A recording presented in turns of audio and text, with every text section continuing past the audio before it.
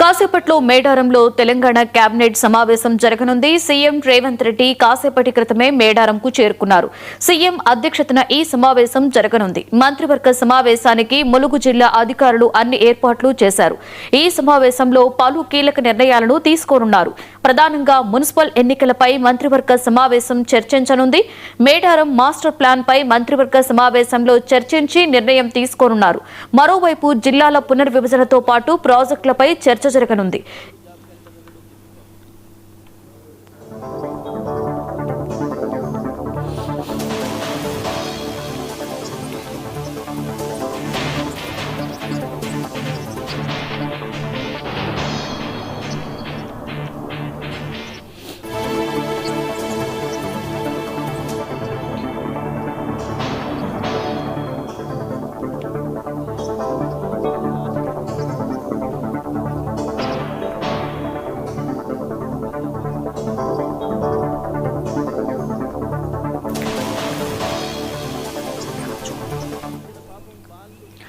కాసేపట్లో మేడారంలో తెలంగాణ కేబినెట్ సమావేశం జరగనుంది. సీఎం రేవంత్ రెడ్డి కాసేపటి క్రితమే మేడారంకు చేరుకున్నారు.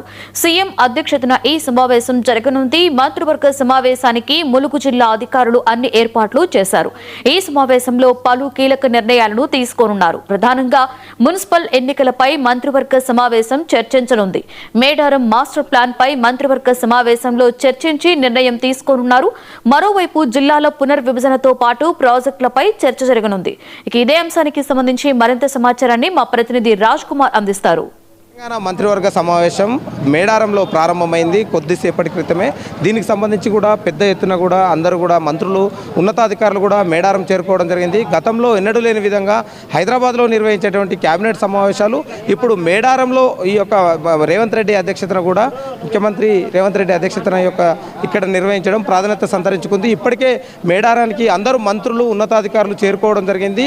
దీనికి సంబంధించి అన్ని ఏర్పాట్లు కూడా పూర్తి చేయడం జరిగింది. పెద్ద ఎత్తున ఎక్కడ ఎలాంటి ఇబ్బందులు కలగకుండా భారీగా ఎత్తున కూడా పోలీసులు కట్టుదిట్టమైన భద్రతా ఏర్పాట్లు కూడా పూర్తి చేయడం జరిగింది. ఎందుకంటే ముఖ్యమంత్రి రేవంత్ రెడ్డి దీనికి సంబంధించి కేబినెట్ అయిపోయిన తర్వాత కూడా కొన్ని కీలకమైన నిర్ణయాలు తీసుకునే అవకాశం ఉంది. ఈ నిర్ణయాలలో తెలంగాణకు సంబంధించినటువంటి దాంట్లో రాబోయేటువంటి మున్సిపాలిటీ కార్పొరేషన్ ఎన్నికలకు సంబంధించి నిర్ణయాలు తీసుకునే అవకాశం ఉంది.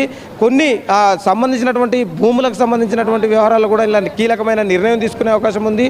ఈ యొక్క నిర్ణయాల పట్ల కూడా అంటే ఎప్పుడు కూడా హైదరాబాద్లో నిర్వహించేటువంటి ఈ సమావేశం ఇప్పుడు మేడారంలో నిర్వహించడం, పెద్ద ఎత్తున కూడా అధికారులు కూడా రావడం, ఈ యొక్క దీంట్లో అంటే అడవి ప్రాంతంలో నిర్వహించడం, ఇప్పుడు మేడారం ఆసియాలోనే అతిపెద్ద జాతర అయినటువంటి ఈ సమ్మక్క సారలమ్మ గద్దెల వద్ద కూడా అంటే హరిత హోటల్లో కూడా ఈ సమావేశం ప్రారంభం కానుంది. దీనికి ఇప్పటికే అందరూ మంత్రులు చేరుకోవడం జరిగింది. ఎలాంటి నిర్ణయాలు తీసుకుంటారు దీనిపై మొత్తం కూడా ఉత్కంఠ నెలకొంది. కానీ మొత్తానికి మాత్రం ఈ యొక్క రేవంత్ రెడ్డి అధ్యక్షతన కూడా ఈ ప్రారంభమైన నేపథ్యంలో ఇంకా కొనసాగుతూనే ఉంది. ఇది ఎప్పటివరకు కొనసాగుతుంది తెలియాల్సి ఉంది. ఇంకా కానీ ఈ నిర్ణయాలు ఎలాంటి ఉంటాయి, ఏ నిర్ణయాలపై స్పష్టత వచ్చే అవకాశం ఉంటుంది అనేది కూడా చూడాలి. దీనికి సంబంధించి మాత్రం మేడారం అభివృద్ధి కోసం మాత్రం కాంగ్రెస్ గవర్నమెంట్ సంబంధించినటువంటి దాంట్లో పెద్ద ఎత్తున దాదాపు 200 కోట్ల రూపాయలు వెచ్చించి కూడా నిధులు విడుదల చేసి ఒక గద్దెల ప్రాంగణం దాదాపు 4000 టన్నుల ఏదైతే గ్రానైట్ కూడా యూజ్ చేయడం జరిగింది. ఈ యొక్క అమ్మవారి తల్లులకు సంబంధించి ప్రత్యేకమైన ఆదివాసీ మొత్తం కూడా వారి యొక్క సంస్కృతి ప్రతిబింబించేలా కూడా పూర్తిగా గుడి నిర్మాణం కూడా అంటే గుడికి సంబంధించి గద్దెల ప్రాంగణం కావచ్చు, దానికి సంబంధించినటువంటి ఆర్చీలు కావచ్చు అన్నీ కూడా పూర్తి అవ్వడం జరిగింది. కూడళ్ళు కూడా అంటే మేడారంలో ఉన్నటువంటి నార్లపూర్ జంక్షన్ కావచ్చు, అదేవిధంగా జంపన్నవాగు నుంచి సమ్మక్క గద్దెల వద్దకు వెళ్ళే ప్రాంతంలో కూడా కూడళ్ళ వద్ద కూడా పెద్ద ఎత్తున ఆదివాసీ సంస్కృతుల ఏదైతే కళారూపాలు కూడా మొత్తం ప్రత్యక్షంగా పెట్టడం జరిగింది. పెద్ద ఎత్తున భక్తులు కూడా వచ్చి అక్కడ ఫోటోలు దిగడం, దానికి సంబంధించింది దిగడం. ఎందుకంటే అందరూ అంటే అడవి పాట పట్టడం, ఇలా ఉన్నతాధికారులు కూడా అంటే గతంలో ఎన్నడూ లేని విధంగా అధికారులు కూడా ఇక్కడికి వచ్చి ఈ యొక్క సమావేశంలో పాల్గొనడం, అంటే సెక్రటరీ, చీఫ్ సెక్రటరీ, ఉన్నతాధికారులు కూడా గతంలో ఎన్నడూ రాని విధంగా ఇక్కడికి వచ్చి ఇప్పుడు ఈ యొక్క దీని సమావేశం కూడా ప్రారంభమైంది. ఇటు అభివృద్ధితో పాటు అంటే ముఖ్యమంత్రి రేవంత్ రెడ్డి ఒక సమావేశం అనంతరం కూడా ఈ రోజు రాత్రి హరిత హోటల్లోనే బస చేయనున్నారు.